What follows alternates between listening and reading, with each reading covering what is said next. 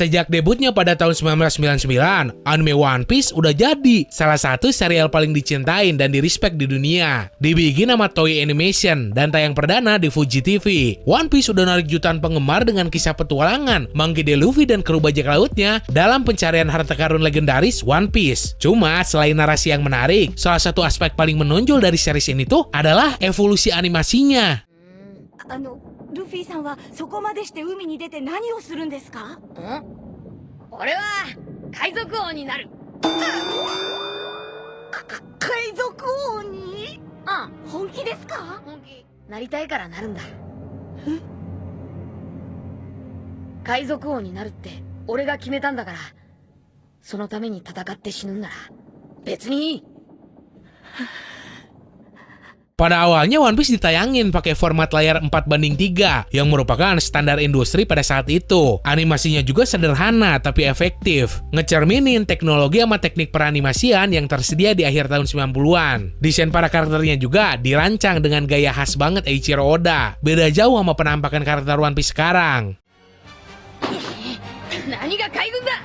コビーの夢をぶち壊しやがって。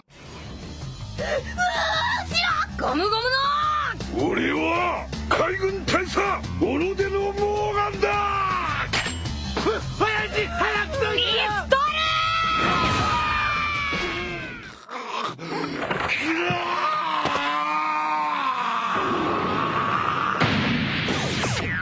ルからお安い御用だキャプテン。 Seiring berjalannya waktu, One Piece ngalamin transformasi visual yang signifikan. Titik awalnya dari episode 207, seri ini beralih ke format layar lebar 16:9 yang ngasih ruang lebih luas buat animasi yang lebih dinamis, serta detail yang lebih kaya. Cuma jujur sih, kalau animasi setelah episode 200-an ke atas tuh, justru kalau menurut gue jadi jelek kesannya, kayak kurang dana. Kenapa? Karena ya lu lihat aja, episode-episode One Piece sebelum masuk Wano, buat pengenalan karakter aja nyorotnya lama banget dari ujung kaki sampai ubun-ubun. Anime yang durasinya gak lebih dari 20 menit malah dihabisin buat nyorot karakter baru sambil diem 2 menitan. Udah gitu sering banget muter lagu Overtaken. Sampai banyak orang yang bikin meme dari adegan kayak gini. Kita zo, Ringo! 二人ともここに何をしに来た。お前をぶっ飛ばしにだ。同じだ。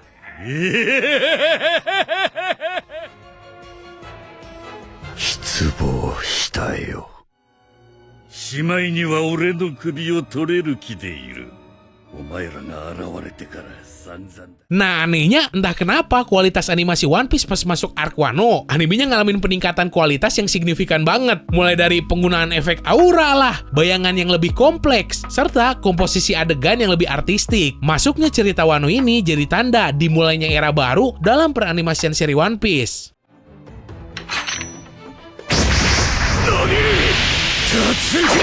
巻き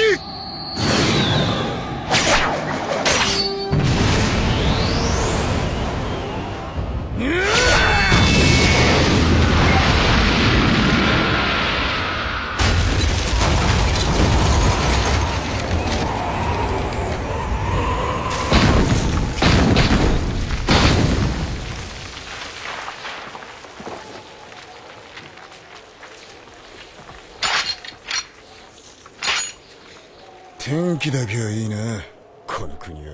Sebenarnya sih ada beberapa hal yang jadi faktor kunci kenapa animasi Wano bisa bagus banget. Pertama, gara-gara perubahan gaya seni dan animasinya. Arc Wano ngenalin desain karakter yang lebih tajam dan bersih. Mirip-mirip kayak movie Dragon Ball Super Broly. Gaya ini tuh gak cuma ngasih tampilan yang lebih seger, tapi juga memungkinkan animasi yang lebih konsisten. Buat yang gak tahu, Sakugato adalah istilah yang sering dipakai buat ngegambarin momen-momen ketika kualitas seni sama animasi di suatu anime meningkat secara drastis buat nekenin adegan tertentu. 光月の侍よ、忠義にもゆる者の二つよ、我らに続け、戦線を逃がしまえ。あいつらとやろう。今までで一番でっけえ宴をやろう。乗ったー。行くぞお前ら、侍たちに続け。キャプテン Faktor kedua, berkat adanya kontribusi dari sutradara Megumi Ishitani. Nah, berkat beliaulah One Piece sekarang cara pengambilan gambar atau storyboardnya bagus banget. Kagak kayak dulu ngabisin durasi bermenit-menit cuma buat ngepen karakter. Meskipun Megumi Ishitani ini cuma bertanggung jawab atas 3 episode doang, tapi semua episode yang dirinya garap punya rating paling tinggi di sepanjang sejarah One Piece tayang. Mungkin lu juga mikir kalau sebagus itu kenapa gak semua aja yang digarap padahal tanggung. Lu tau lah kultur kerja di Jepun tuh senioritasnya kayak gimana.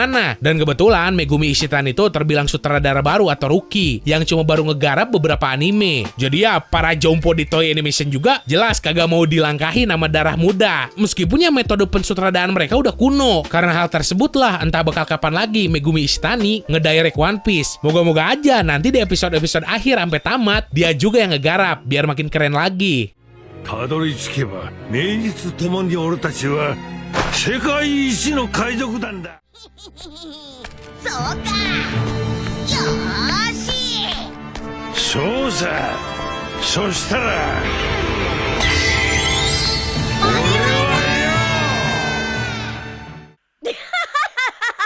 面白えな、ルフィは。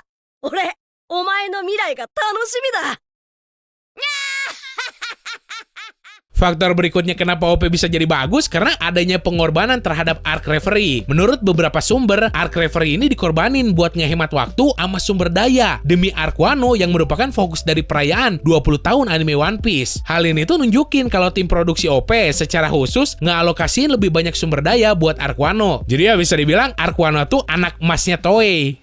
20年前おでんがカイドウに殺された日、この国は止まったんだろう。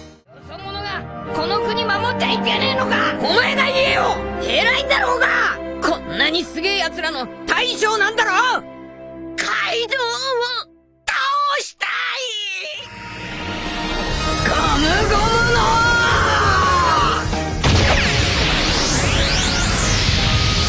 ヘッドロック。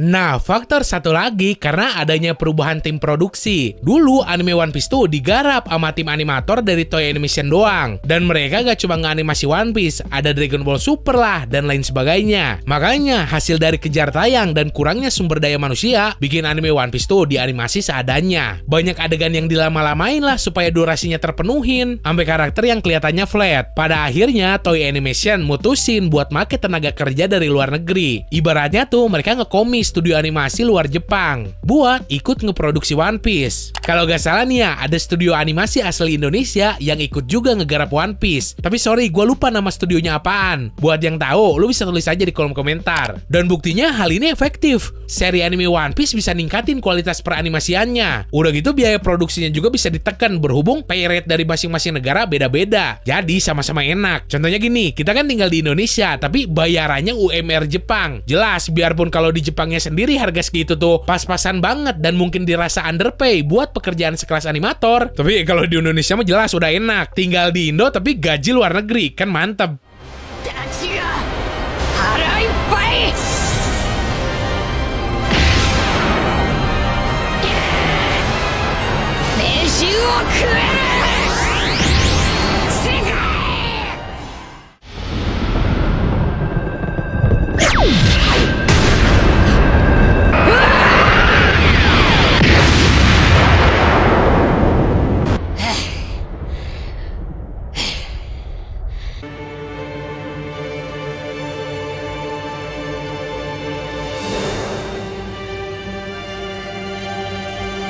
'Nah, dalam perjalanannya yang udah lebih dari 2 dekade ini, One Piece sudah ngebuktiin kalau sebuah seri anime bisa terus berkembang dan ngeperbaharuin diri mereka sendiri supaya menuhin ekspektasi penonton yang terus berubah. Animasi yang makin memukau gak hanya ningkatin pengalaman visual buat yang nonton, tapi juga negasin posisi One Piece sebagai salah satu anime terbaik sepanjang masa. Ini tuh jadi bukti bahwa kombinasi antara kreativitas tak terbatas sama teknologi yang udah terus berkembang, karya seni visual bisa terus ngeinspirasi dan ngehibur generasi demi generasi. Maka dari itu, jangan lupa lu bisa langsung tampar aja tombol subscribe-nya.